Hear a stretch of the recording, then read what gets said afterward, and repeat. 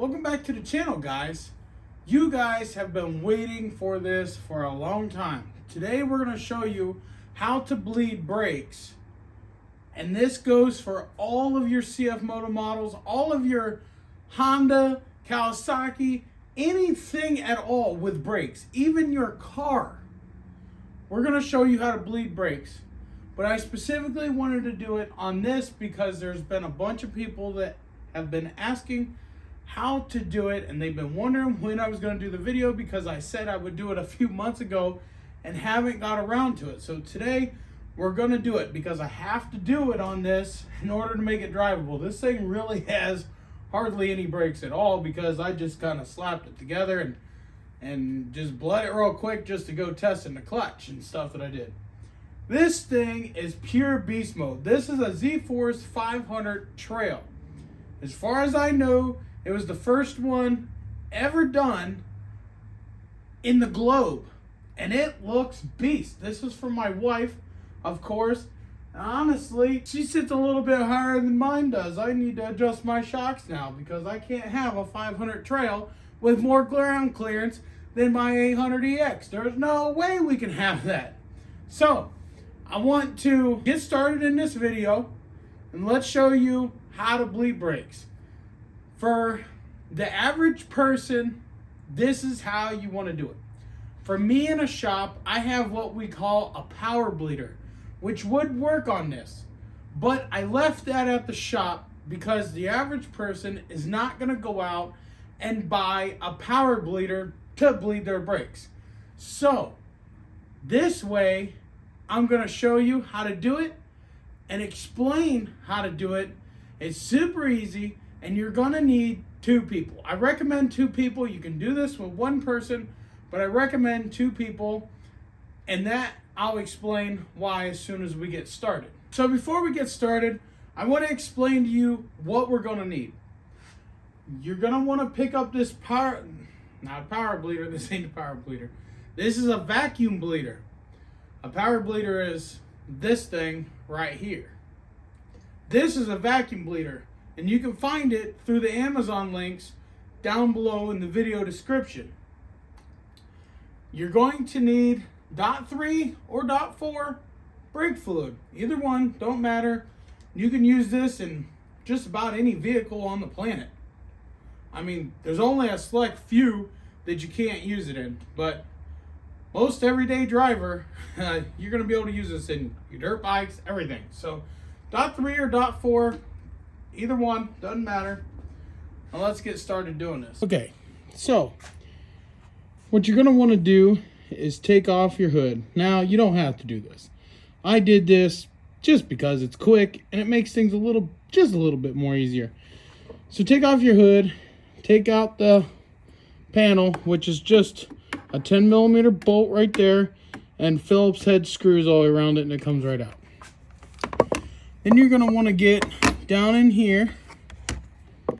There we go. Down in here, pop off your reservoir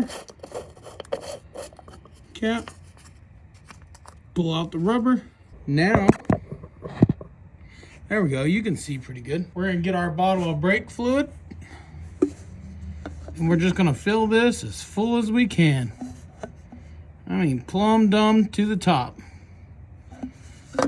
Okay. Now, the reason I said I recommended 1 person is because, or 2 people, is because when you start bleeding that down there is going to go down. That liquid's going to go down, and these little reservoirs, it goes down pretty quick. So you're going to want somebody else to just keep pouring brake fluid in. You're going to want to get your vacuum pump, and we're going to want to put it right over that nipple. Okay. Right over that nipple. Next, you're going to want a 10mm wrench. Just crack it loose. That's all you got to do. Crack it loose and then start pumping. See it? It's coming out.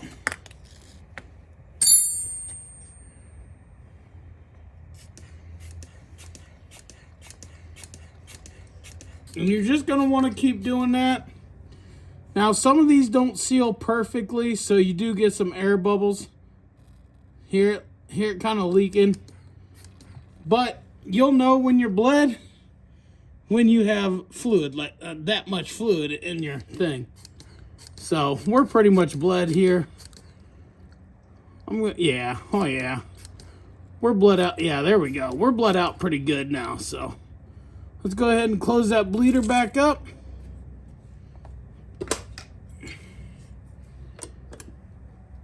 And then we want to top off our reservoir. Oh yeah, look how much we took out of there.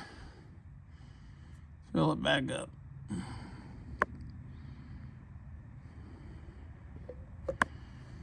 There we go.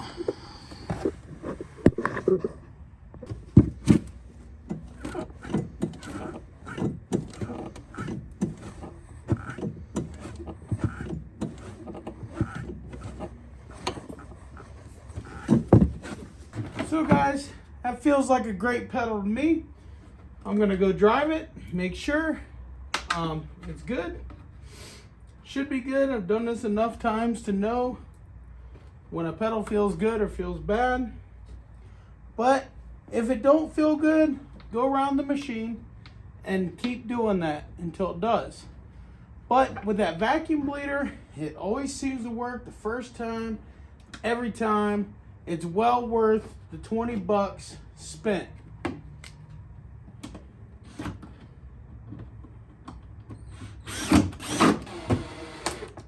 All right, guys, so we went and we drove it, and it stops on a dime every time, baby. That is the RedNeck way of doing brakes. Not really RedNeck.